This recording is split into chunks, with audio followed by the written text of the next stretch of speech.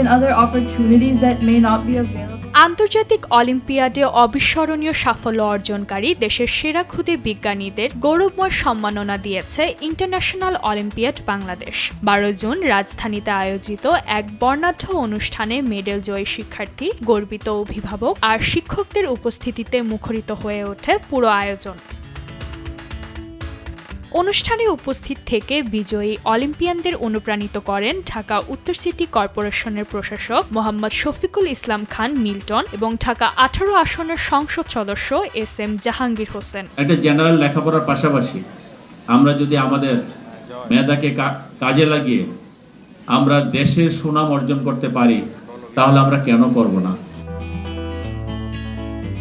এছাড়াও আন্তর্জাতিক পরিমণ্ডল থেকে অনুষ্ঠানে যোগ দেন জাতিসংঘ গ্লোবাল কম্প্যাক্ট ভুক্ত প্রতিষ্ঠান ক্লারিওসের পাবলিক অ্যাফেয়ার্স ডিরেক্টর মিস আনা মার্গারিটা গার্জা, ইউসিমাস ইন্টারন্যাশনালের শীর্ষ কর্মকর্তা মিস্টার অ্যালেক্সান ওং এবং ডক্টর স্নেল কারিয়া। আজকে অনেক কষ্ট করে, অনেক চড়াই উতরাই পার করে একটা প্রতিযোগিতায় অংশগ্রহণ করা, বাংলাদেশের পক্ষ থেকে প্রতিনিধিত্ব করা আমাদের জন্য একটা গৌরবের জায়গা। এই কারণে আপনারা আপনাদের ছাত্রছাত্রীদেরকে সঠিকভাবে প্রশিক্ষণ দিয়ে একটা জায়গায় নিয়ে আসছেন। এই জায়গাটা যাতে আমাদের থেমে না যায়, এটা যাতে চলমান থাকে, এই চলমান প্রক্রিয়ার মধ্য থেকে আমরা একে অপরের পাশে থেকে সকলকে সহযোগিতা। বিশ্বসেরাদের এই কঠিন মঞ্চে বাংলাদেশের মেধার এই সাফল্য কেবলই শুরু। সংবর্ধনার এই মঞ্চে দাঁড়িয়ে আগামী দিনে সেই সম্ভাবনার কথাই মনে করিয়ে দিলেন আয়োজকরা।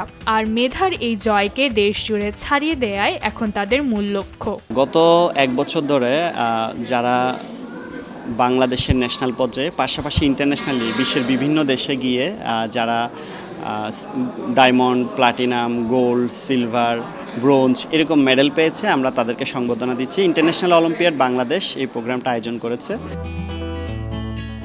এদিকে বিশ্বমঞ্চে দেশের ভাবমূর্তি উজ্জ্বল করতে পেরে দারুণ উচ্ছ্বসিত বিজয়ীরা। বিশ্বসেরাদের হারিয়ে গলায় মেডেল তোলার সেই রোমাঞ্চকর অনুভূতি যেন এখনো কাটেনি তাদের। আমি 5.5 বছরেই প্রথমে ন্যাশনাল অ্যালোহা থেকে, ওখানে আমি 5 মিনিটে 70টা ম্যাট করতে হয়, আমি ওখানে চ্যাম্পিয়ন হই।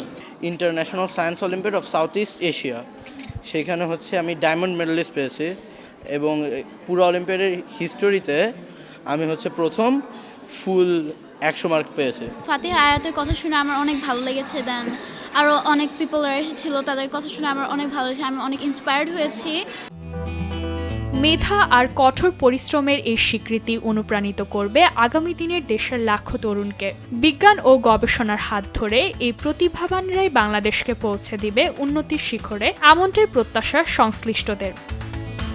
ইশরাত জাহান, দেশ টিভি।